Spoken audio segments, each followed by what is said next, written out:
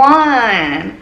So for today's vlog, I'm gonna kinda keep it sweet and simple for some of you guys, but at the same time, I'm still gonna be spreading awareness. So for today's vlog, I wanted to go into talking about prenatal appointments or preconception appointments, whichever terms you wanna use is okay. So I thought this vlog would be kind of important because the comments that I get are I don't know how to describe them. A lot of people are not happy that I am going to see an OBGYN or even a high-risk OBGYN because I'm not pregnant yet.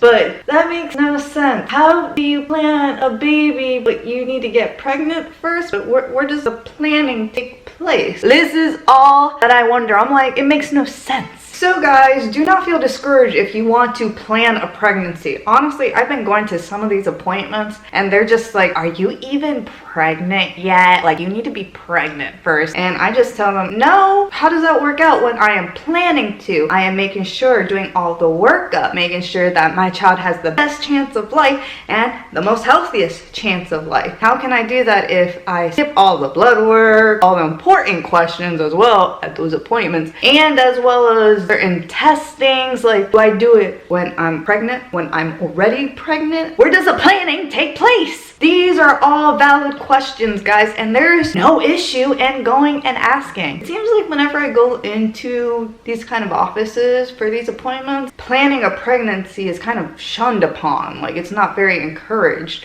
But when I say I'm planning, I need a preconception appointment, when I use certain terms, I feel like, oh yeah, let's take her serious now. So please guys, don't feel discouraged. Don't let someone make you feel stupid for asking a question. There is no such thing as a stupid question. So for today's vlog, I want to let you guys know, bring awareness like I just did, ha ha ha. And then as well as let you know some questions that I'm going to be asking when I go into my first OBGYN prenatal appointment, and it's coming up pretty soon, so I'm excited to share some of this research that I've done. So for me, every time I do go into a new appointment, I try to go in with as much knowledge as I can. So the research that I did for this prenatal appointment was, what questions should I ask? How do I know this doctor is the right doctor for me? What do I do? What's the difference between an OBGYN and a midwife? I have a high-risk OBGYN and then a regular OBGYN. Which one delivers me? Both of them at the same time? Will one of them be on the phone with the other, like coaching them?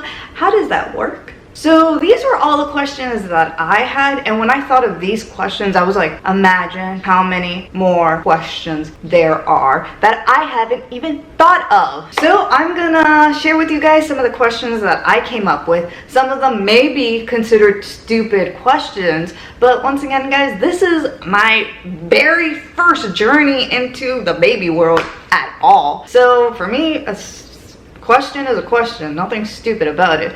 And I will not lie, every time I go into an appointment, I do straight up say, some of these questions may be stupid, but please bear with me because I want to know that I am understanding everything 100%. I don't want to feel like there's anything that I am missing, and there's no problem with that. So let's get started, shall we? So whenever I do have questions or have my own research, guys, I will not lie, this is a double-edged sword. I have all the questions on my phone. I actually had one doctor tell me, dang it, I don't like that. And I was like, why? He's like, I love it that you're taking notes, you're educating, you know, you're trying to comprehend everything that's going on in this session. But the problem is, I don't know how many questions are on there. Sadly, the doctor I went to only sees older people, but you know, I'm a rare case. But the doctor was telling me most of my clients actually come with notebooks and I can tell what's going on, but millennials with phone, you guys defeat me. And I was like, all right. But guys, I'm not kidding. Most times doctors love that I have questions. They love that I've done my own research. When they see my beautiful medication list and my questions right here, you know, they're like, okay, she knows what she's doing. So I do have a section here always in my notes saying questions to ask.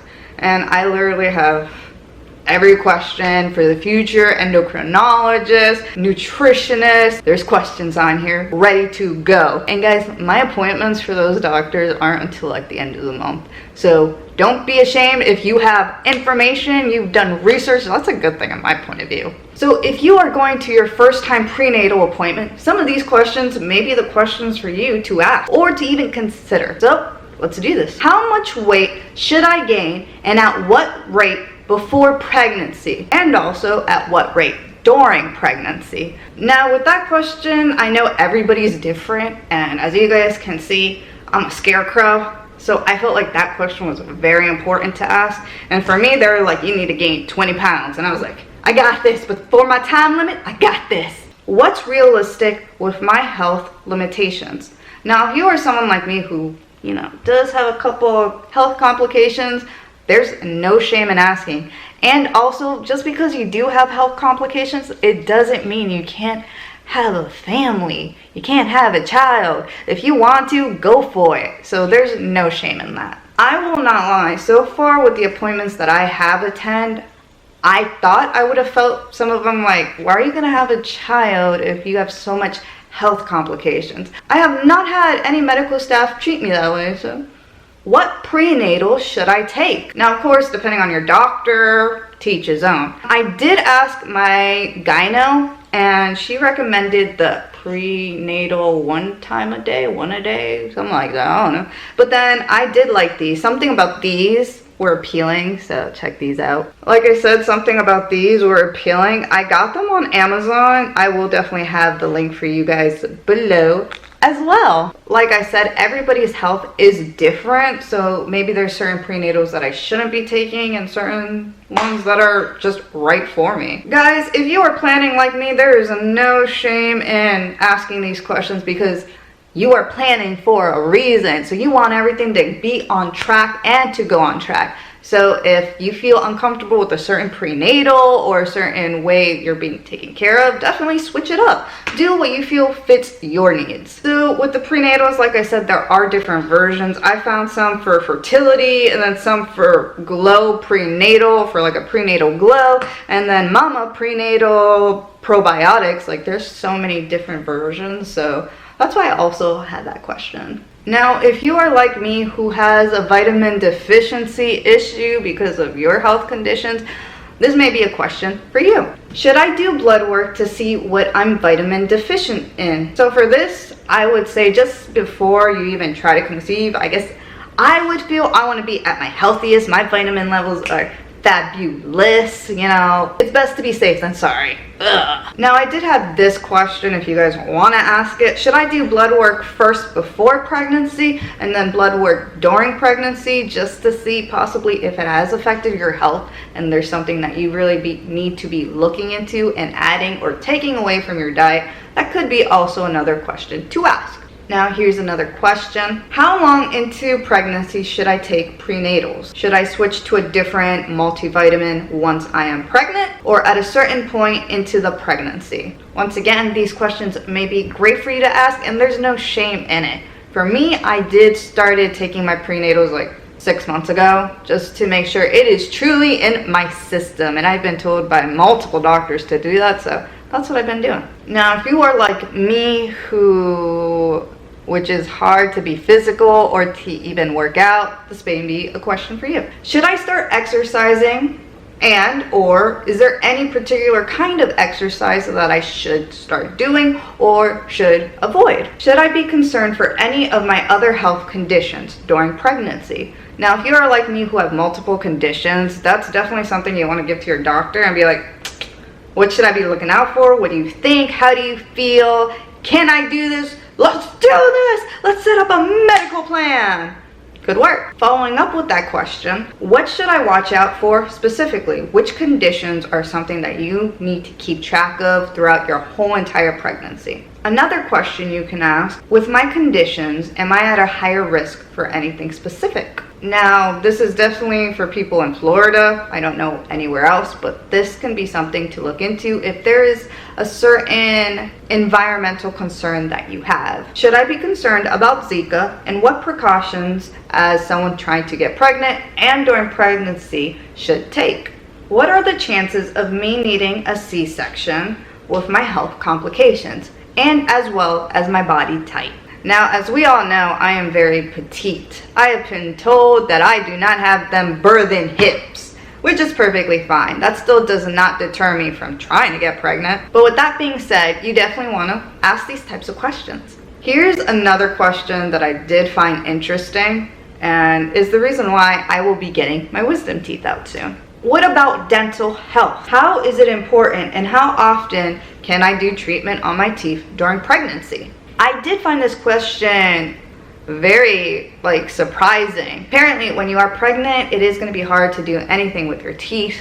So they do recommend apparently to do everything beforehand, before conceiving. So that is what I'm trying to do. Do you recommend any mental health screening? Do you recommend any form of prenatal therapy? I am a big believer in therapy, but when it comes down to therapy, there are counselors out there that can definitely help you mentally prepare yourself. So that can be something also to look into. Is there any genetic testing that you recommend? Now, once again, if you do have a couple of health conditions, this may be a question for you to ask just to see what you could possibly pass down to your child. Another question you can definitely ask are, what about prenatal classes? I will not lie, I'm not pregnant, but thinking about prenatal classes, I don't know, that intimidates me. So I definitely want to be ahead of the game and know what I'm getting myself into, and there's no shame in that. So guys, those are some of the questions that I do have and that I have researched and thought would be great to ask my high-risk OBGYN and as well as my OBGYN.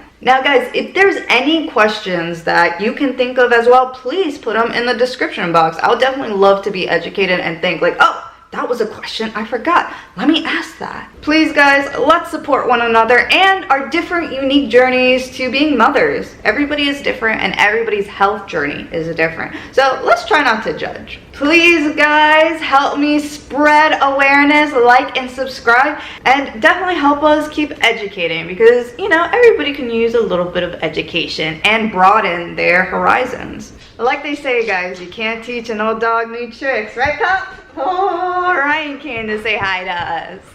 Come here. You gonna say bye with me? Okay, sit. So guys, help us keep spreading awareness and enjoy your adventures as well. So for now,